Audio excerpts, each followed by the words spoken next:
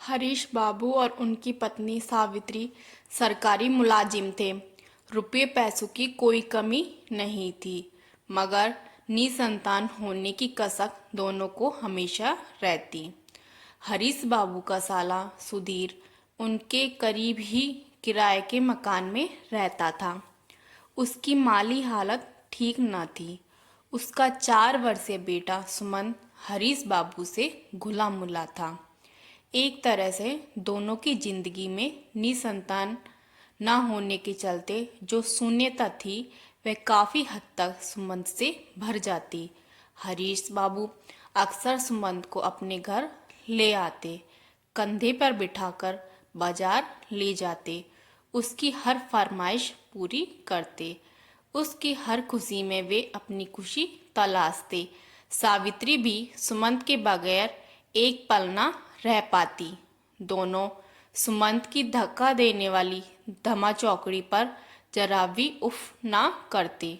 वहीं सुधीर व सुनीता उसकी बेजा हरकतों के लिए उसे डांटते। जाओ फूफा जी के पास, वही तुम्हारी शैतानी बर्दाश्त करेंगे। एक दिन सुनीता सुमंत पर चिल्ला रही थी कि तभी हरीश बाबू उनके घर में घुसे। उन्हें देखकर सुमंत लपक कर उनकी गोद में चढ़ गया। बच्चे को डांट क्यों रही हो? हरीश बाबू रोज से बोले। आपके लाड़ प्यार ने इसे बिगाड़ दिया है। हर समय कोई ना कोई फरमाइश करता रहता है। आप तो जानते हैं कि हमारी आर्थिक स्थिति क्या है। उसकी ज़रूरतों को पूरा करना हमारे वश में नहीं है। सुधीर का भी मूड खराब था। उस रोज हरीश बाबू निराश घर आए। सावित्री से कहा, अब वे सुमंत को नहीं लाएंगे। क्यों, कुछ हो गया? सावित्री आशंकित स्वर में बोली। सुधीर को बुरा लगता है। वह क्यों बुरा मानेगा? आप ही की कोई गलतफहमी हुई है। वह मेरा भाई है, मैं उसे अच्छी तरह से जानती हूँ। हंसकर सावित्री ने टाला। 2 दिन सुमंत नहीं आया। दोनों बेचैन हो उठे। उनका किसी काम में मन नहीं लग रहा था। बार बार ध्यान सुमंत पर चला जाता। हरीश बाबू से कहते नहीं बन रहा था, गैर के बेटे पर क्या हक। सावित्री हरीश बाबू का मुंह देख रही थी। वह उनकी पहल का इंतजार कर रही थी। जब उसे लगा कि वे संकोच कर रहे हैं तो उठी। मैं सुधीर के घर जा रही हूँ। जाने की कोई जरूरत नहीं, उन्होंने रोका। आप भी बच्चों की तरह रूठ जाते हैं। वह मेरा भाई है, आप ना जाएं, मैं तो जा सकती हूँ, कहकर वह निकलने लगी। सुमंत को लाने की कोई जरूरत नहीं, हरीश बाबू ने बेमन से कहा। पर सावित्री ने उनके भीतर छिपे भावों को पढ़ लिया। वह मंद मंद मुस्कुराने लगी। आप सच कह रहे हैं? सावित्री ने रुककर पूछा। तो हरीश बाबू नजरें चुराने लगे। तभी फाटक पर किसी की आहट हुई। सुमन सुधीर की उंगली पकड़कर अंदर घुसा। जैसे ही उसकी नज़र हरीश बाबू पर पड़ी, उंगली छुड़ाकर तेजी से भागा। हरीश बाबू उसकी बोली सुनते ही भाव विभोर हो गए। झट से उठकर उसे गोद में उठा लिया। आपके पास आने की जिद कर रहा था। रो रो कर इसकी बुरा हाल था। सुधीर थोड़ा नाराज था। तो भेज देता, बच्चों को कोई बांध सकता है, सावित्री रुष्ट स्वर में बोली। सुधीर बिना कोई प्रतिक्रिया जताए चला गया। हरीश बाबू सुमंत के साथ 2 दिनों की कसर निकालने लगे। खूब मौज मस्ती की दोनों ने। हरीश बाबू ने उसके लिए बाजार से बड़ी मोटर खरीदी। सावित्री ने उसे अपने हाथों से खाना खिलाया। आइसक्रीम की जिद की तो वह भी दिलवाई। थक गया तो अपने सीने से लगाकर थपकी देकर सुलाया। शाम को सुनीता आई। तब वह अपने घर गया। वह तब भी नहीं जा रहा था। कहने लगा, मम्मी तुम भी यहीं रहो। लेकिन सुनीता किसी तरह से उसे पुचकार कर घर ले गई। उसके जाते ही फिर वही उदासी, अकेलापन। हरीश बाबू और सावित्री के पास करने को कुछ था नहीं। साफ सफाई का काम नौकरानी कर जाती, सिर्फ खाना बनाना भर रह जाता। हरीश बाबू का काम ऐसा था कि वे बहुत कम ऑफिस जाते। वहीं सावित्री के स्कूल की 2 बजे तक छुट्टी हो जाती। उसके बाद शुरू होती सुमंत की तलब। सुमंत आता तो घर में चहल पहल हो जाती। एक दिन हरीश बाबू सावित्री से बोले, सावित्री बुढ़ापे के लिए कुछ सोचा है? 15 साल बाद हम रिटायर हो जाएंगे, फिर कैसे कटेगी बिना औलाद के जिंदगी? अकेला घर काटने को दौड़ेगा, तब की तब देखी जाएगी। उसके लिए अभी से क्या सोचना? सावित्री ने टालने के अंदाज में कहा। हरीश बाबू कुछ सोचने लगे। क्षणिक विचार प्रक्रिया से उबरने के बाद बोले, क्यों ना हम सुमंत को गोद ले लें? ख्याल तो अच्छा है, पर सुधीर तैयार होगा? सावित्री बोली। उसे तुम तैयार करोगी, कहकर हरीश बाबू चुप हो गए।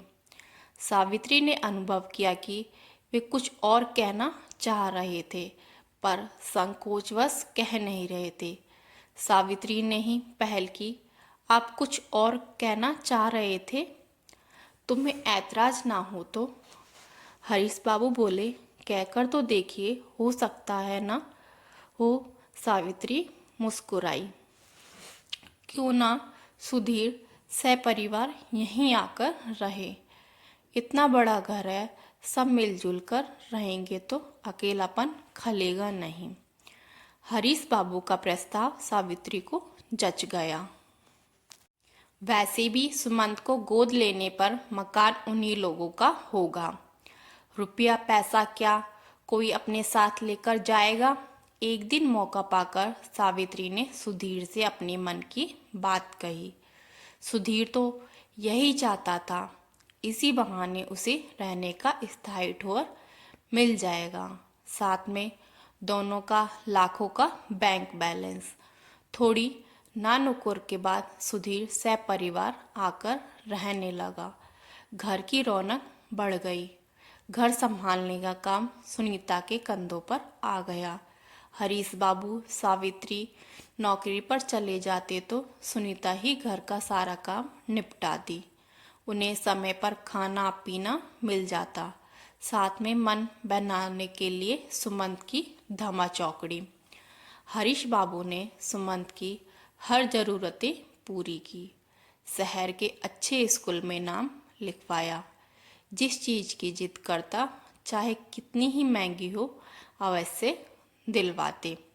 सुधीर के रहते हुए 6 महीने से ज़्यादा हो गए। एक रात हरीश बाबू और सावित्री ने फैसला लिया कि जो काम कल करना है उसे अब भी करने में क्या हर्ज है।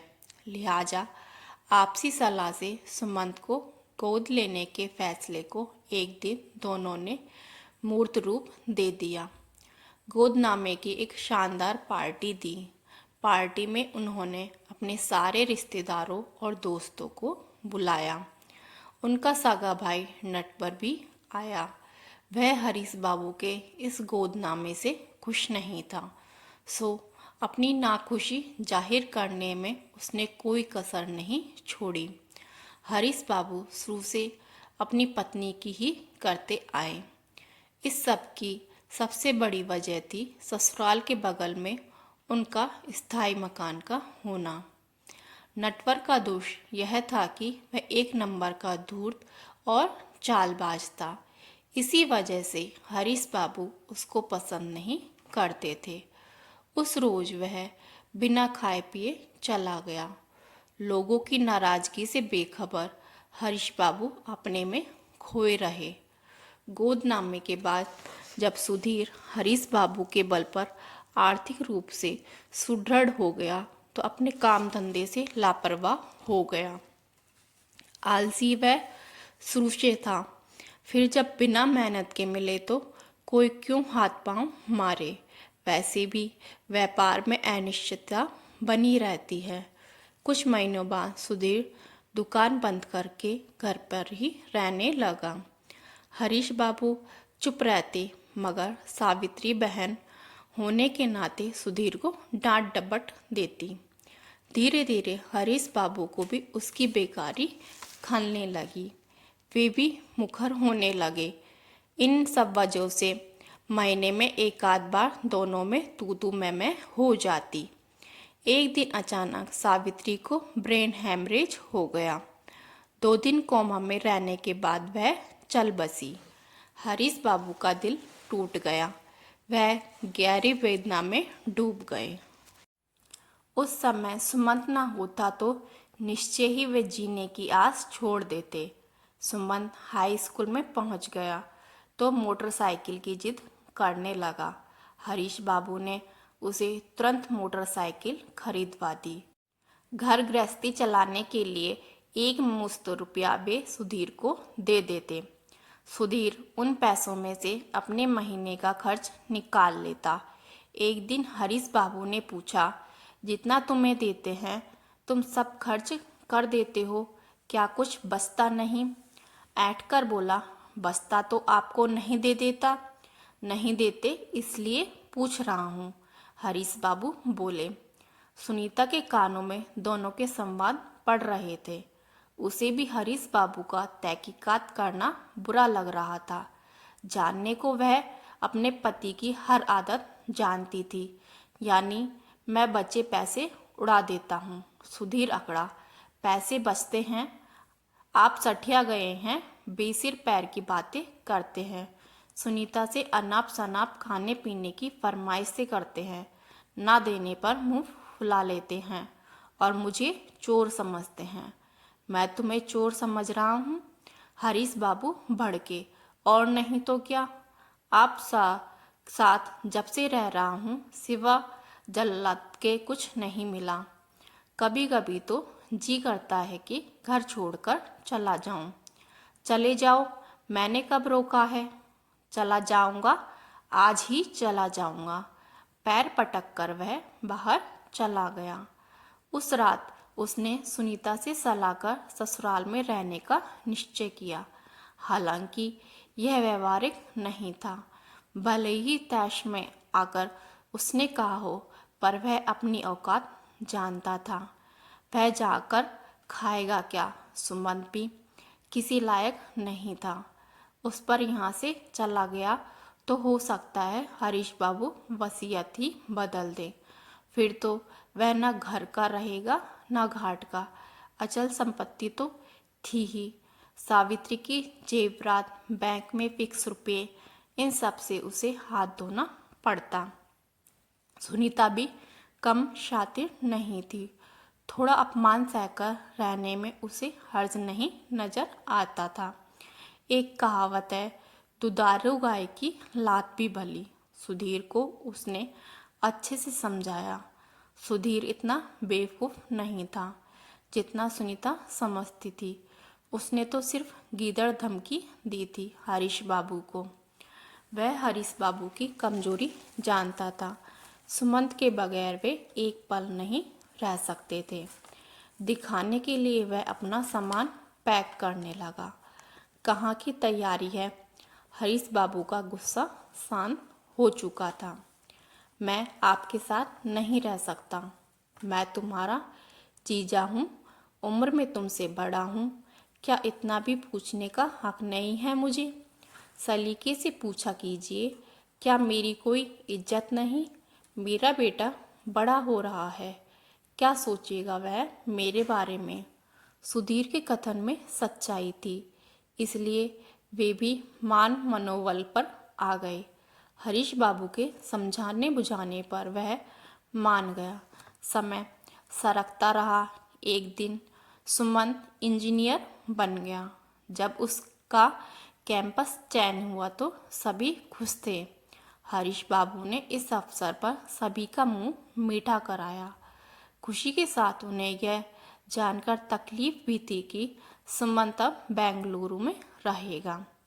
पहली बार वह अकेला गया। हरीश बाबू बूढ़े हो चले थे। उनकी देखभाल सुनीता और सुधीर के लिए समस्या थी। समय पर दवा और भोजन न मिलता तो वे चिढ़ जाते। कभी सुनीता तो कभी सुधीर से उलझ जाते। दोनों उनकी हरकतों से आजीज थे, सिर्फ मौके की तलाश में थे। जैसे ही सुमंत ने उन्हें बेंगलुरु बुलाया, दोनों ने एक पल में हरीश बाबू के एहसानों को धो डाला।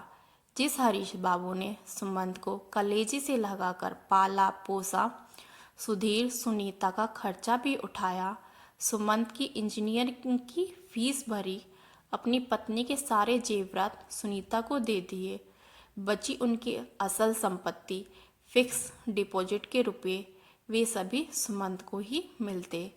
को छोड़कर सुधीर व सुनीता ने बेंगलुरु में बसने का फैसला लिया तो उन्हें गहरा आघात लगा।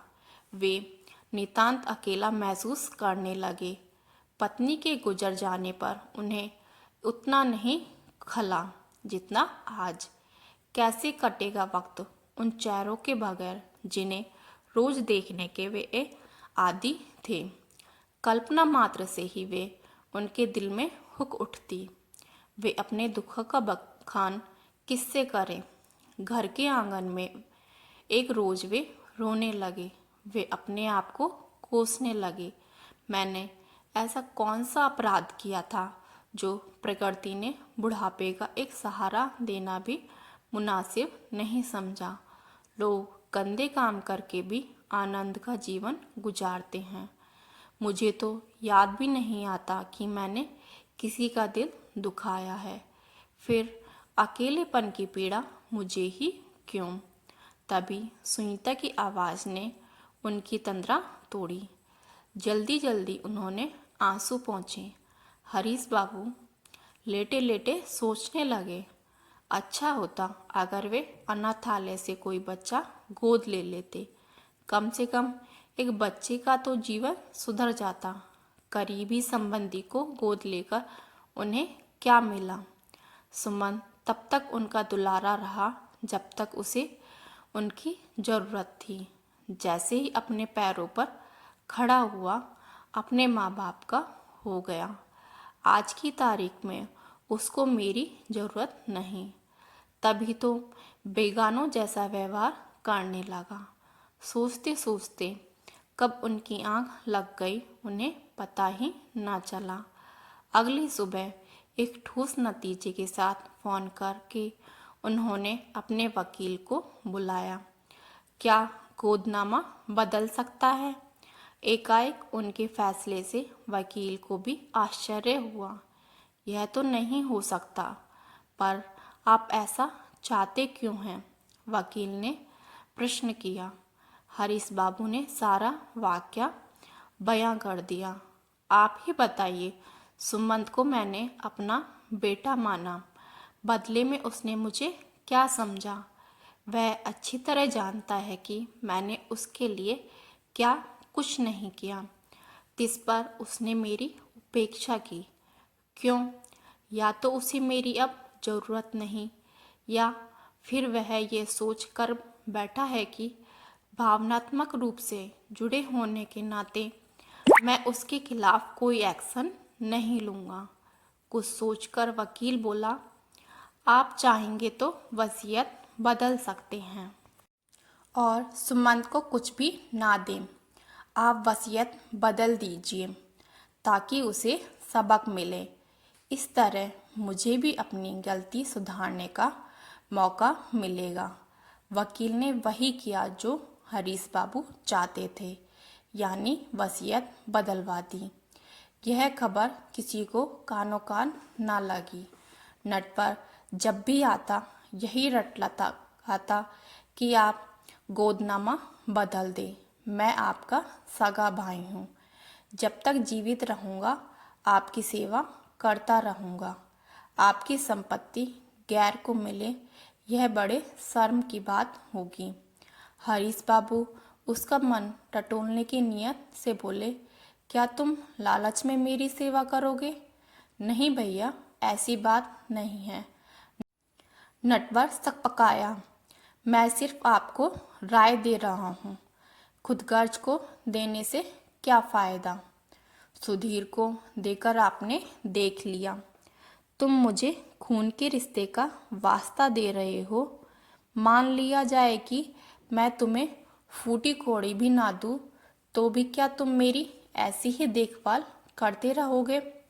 नटवर ने बेमन से हामी भर तो दी, मगर हरीश बाबू उसे अच्छी तरह से जानते थे कि उसके मन में क्या है।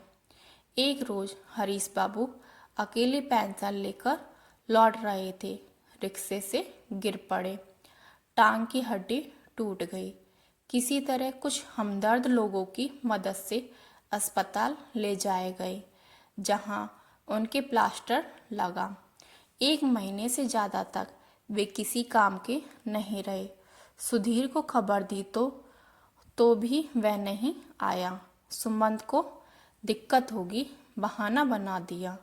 सुमंत तो कहीं भी खा पी सकता था, पर वे कैसे रहेंगे वह भी इस हालत में, उसने यह नहीं सोचा।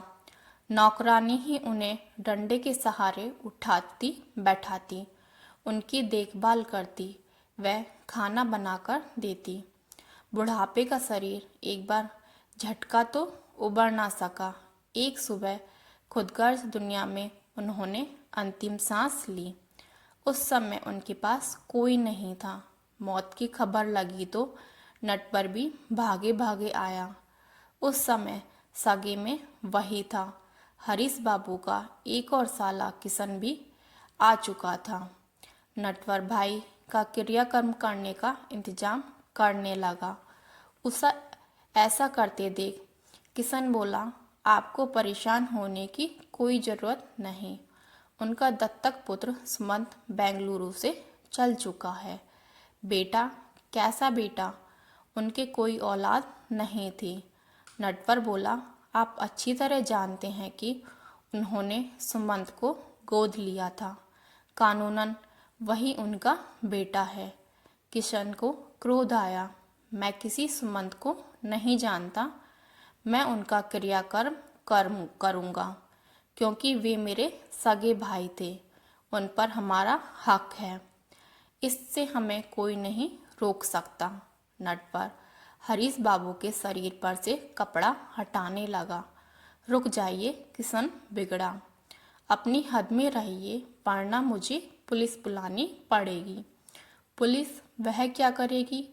हमने इनकी हत्या तो की नहीं, जो लाश चोरी से चलाने जा रहे हैं। भाई का क्रियाकर्म भाई नहीं करेगा तो कौन करेगा? नटवर ने भी उसी अंदाज में जवाब दिया। जब नटवर नहीं माना तो किशन ने थाने में जाकर शिकायत की। पुलिस मामले की तहकीकात में जुट गई। उनका कोई बेटा नहीं था। नटवर बोला, क्या यह सच है? थानेदार ने किशन से पूछा। हाँ, पर उन्होंने अपने साले के बेटे सुमंत को बकायदा गोद लिया था। गोदनामा न्यायालय में रजिस्टर्ड है। क्या आप मुझे वे कागजात दिखा सकते हैं? क्यों नहीं, परंतु आपको 1-2 दिन इंतजार करना होगा। कागज उन्हीं के पास हैं। थानेदार को किशन की बात में सच्चाई नजर आई। लाश का क्रियाकर्म उनके आने तक रुक गया। प्लेन से आने में सुधीर, सुनीता व सुमंत को ज़्यादा समय नहीं लगा। नटवर तो जानता ही था कि हरीश बाबू ने सुमंत को गोद लिया था, मगर जिस तरह से उसने जल्दबाजी की वह सबकी समझ से परे था। अंतिम संस्कार करने के बाद जब सब लौटे तो सुनीता हरीश बाबू के फोटो के सामने टेसुए बहाते हुए बोली, कितना तो कहा बेंगलुरु चलिए, पर नहीं गए। कहने लगे, इस शहर से न जाने कितनी यादें जुड़ी हैं। बेगाने शहर में एक पल जी नहीं सकूंगा। 13वीं के बाद सुधीर वकील के पास गया।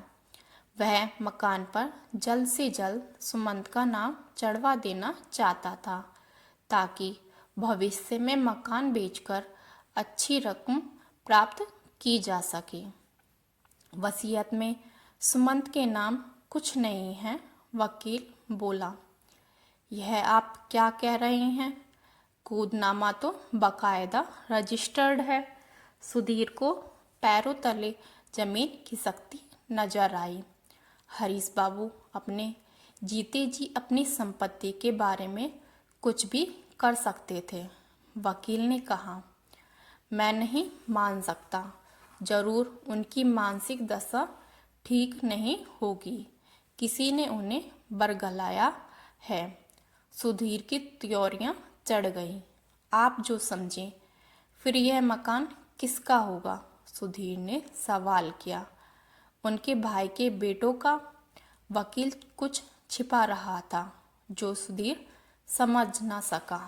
नटवर को पता चला कि हरीश बाबू ने वसीयत में उसका नाम लिखा है तो मकान पर अपना मालिकाना हक जमाने चला गया। मैं मकान खाली नहीं करूँगा, वे मेरे पिता थे, सुमंत तैस में बोला। करना तो पड़ेगा ही, क्योंकि वसीयत में तुम्हारा हक रद्द हो चुका है। सुना नहीं वकील ने क्या कहा?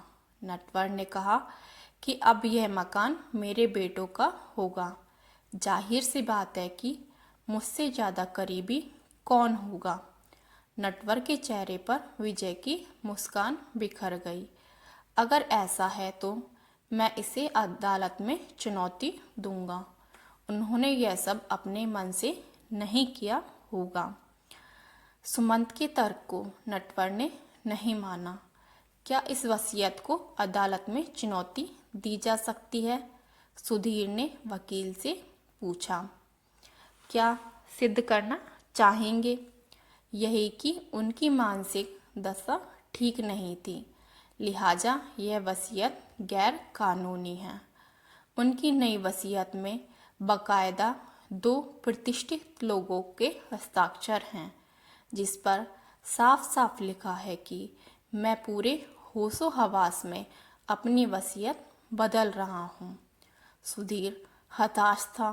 वकील के चेहरे पर स्मित की हल्की रेखा खिंच गई। अब क्या किया जा सकता है? सुधीर इस उधेड़बुन में था। वह भारी कदमों से वकील के चैम्बर से अपने घर जाने के लिए निकला ही था। तभी वकील ने कहा, जनाब, आपने क्या सोचा था कि बिना जिम्मेदारी निभाए करोड़ों की संपत्ति पर कब्जा कर लेंगे? इसी बात का अफसोस है। अब अफसोस करने से क्या फ़ायदा? वैसे हरीश बाबू ने एक ट्रस्ट बना दिया है। न सुमंत को दिया है, न भाई के बेटों को। उन्होंने इस मकान को गरीबों की शिक्षा के लिए, स्कूल बनवाने के लिए दे दिया है। वकील के कथन पर सुधीर का चेहरा देखने लायक था। सुनीता ने सुना तो लगा वह बेहोश हो जाएगी। उसे विश्वास था कि किन्हीं भी परिस्थितियों में हरीश बाबू नामा नहीं बदलेंगे, इसलिए वह उनके प्रति लापरवाह हो गई थी। उसी का फल उसे अब मिला। अब सिवा पछताने के उनके पास कुछ नहीं रहा। हरीश बाबू ने सही वसीयत करके लालची बिलोटों को सही जवाब दे दिया था। तो दोस्तों, अगर आपको हमारी यह कहानी पसंद आई हो तो लाइक, शेयर एंड सब्सक्राइब कीजिएगा।